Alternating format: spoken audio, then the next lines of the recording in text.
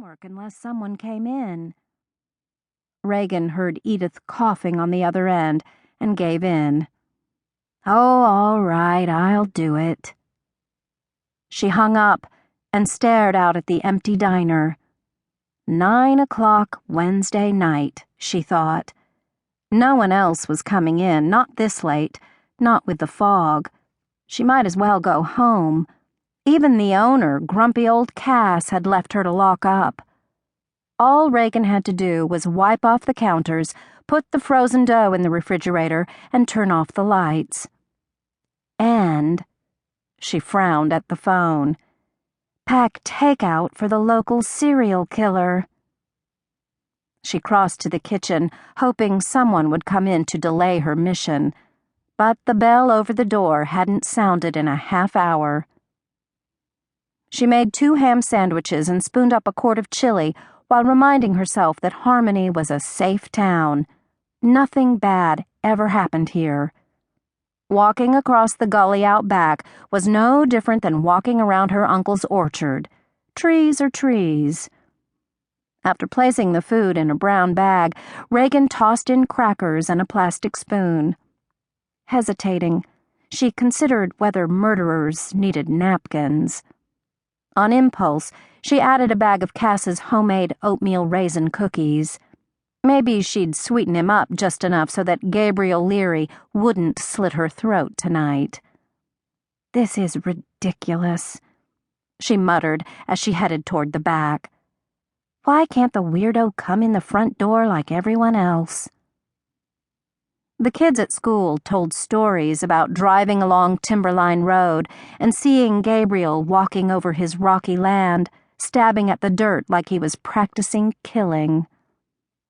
At 5'3", Reagan figured he wouldn't need much practice to murder her. She wasn't really worried about herself. She had danced near death several times while growing up, moving from foster home to foster home in neighborhoods where even rats fought to survive. But she didn't want to die and leave the old man who'd taken her in as family. Uncle Jeremiah Truman needed her. Even tonight, he'd be waiting up for her until he knew she was home safe. Reagan tried to keep her grab on the takeout bag from tightening. As soon as she delivered it, she could lock up and head home. She shoved open the back door and stepped into the cold night. "I'm tougher than I look," she whispered to herself.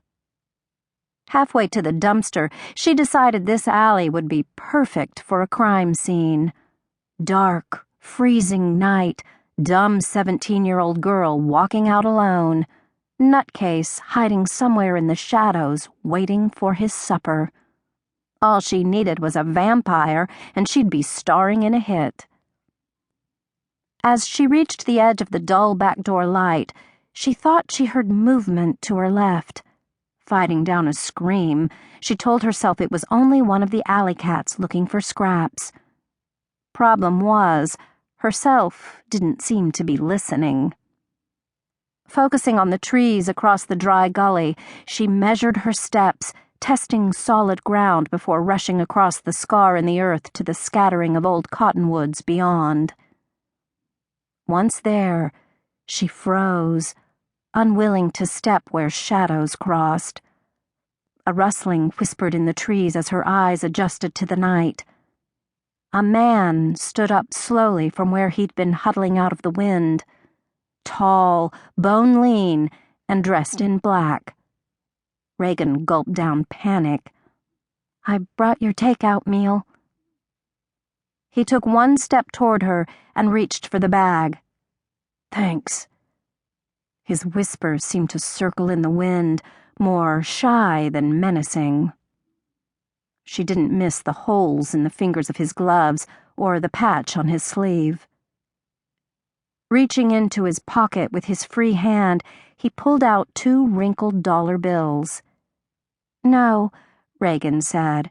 "That's all right." She turned away. "I can pay," he answered.